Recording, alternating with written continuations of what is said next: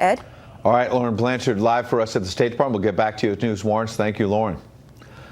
Along with the release of the 3 Americans from North Korea came word Wednesday that the planned summit between President Trump and Kim Jong-un will likely take place in Singapore. They haven't nailed it completely down yet. Secretary of State Mike Pompeo says for now the meeting is scheduled to last just one day, but that could be extended depending on how the talks progress. I'm joined now by Saagar Enjeti, White House correspondent for the Daily Caller. Saagar, you have a background in foreign policy. You've covered it for a long time. One of the first things that, before we get into the substance of the talks and how it may play out, when you listen to Lauren's reporting, Mike Pompeo, in a short amount of time, has taken on 2 very sensitive, delicate missions. He has the trust of this president very quickly in a way that his predecessor, Rex Tillerson, simply never had. Yeah, you're right, Ed. It's absolutely striking here that Mike Pompeo seems to have earned the trust and earned the position of the Secretary of State in a month more than Rex Tillerson really did in the nearly year that he was in office. And I think a lot of that has to do with his time as CIA director. You know, he was in the Oval every single day whenever he was able, delivering exactly. He was briefing the president. It was a nearly 2.5-hour briefing, and that was something that Langley so much appreciated about him, because he was one of the first CIA directors to have that person-to-person relationship. And it's exactly why when the president lost faith in Rex Tillerson that he said, I'm going to go with the person that I trust most on national security, and that is Mike Pompeo. Such a big event, and you're seeing those live pictures there. I'm not sure if that is could be the first plane, or it could be, something that's getting ready for the planes to arrive, because we were expecting them a little closer to 3 a.m. Eastern. So there could just be some jets doing some run-throughs and whatnot. You saw some lights there on the tarmac.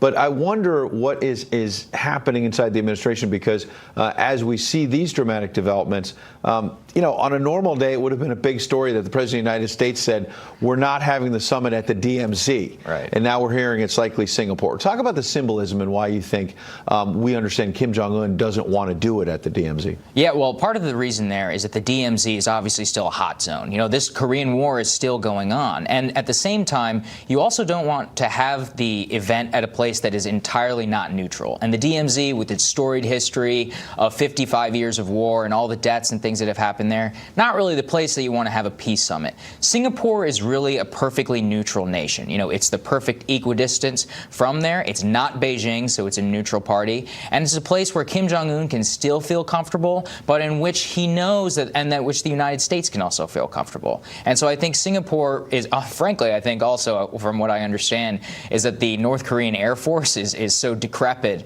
is that it can't actually fly very far. And so Singapore is one of those sites that falls within the radius of where one of their planes can make it, and it fits all of the criteria. That's a really interesting detail, because it really gives you an idea for all the bluster from Kim Jong-un.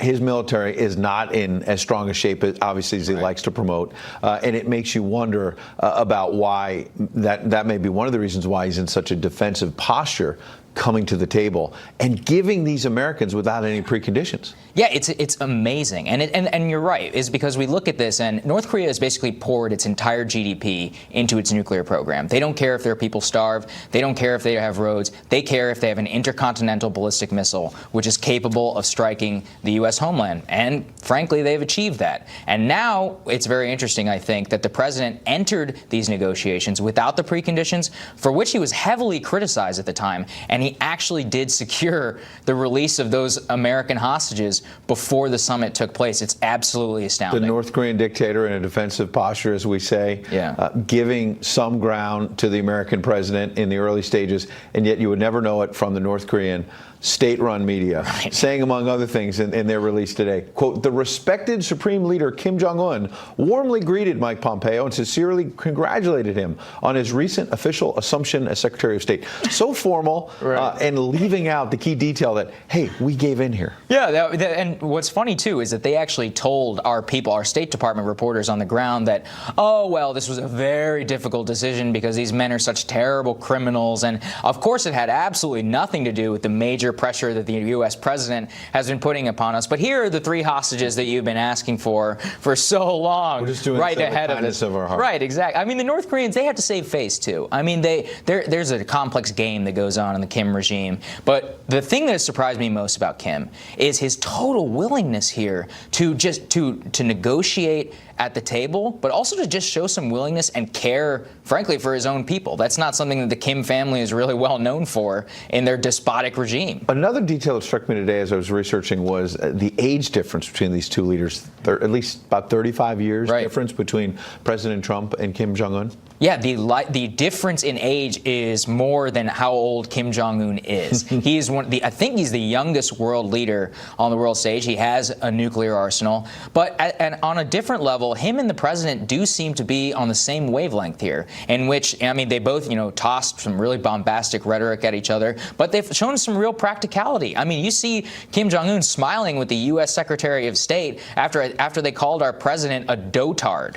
Right. So, it's an astounding event. Called him Little Rocket Man and all the rest at the UN, but it seems like he really wants to deal. He does want to deal, and the president wants to deal. And it's the pragmatism on both ends that, if anything here, is going to secure a deal in the end. Saagar, appreciate you coming in. Thanks for having me. All right, we'll be watching. Stay with Fox News Channel as we follow the three just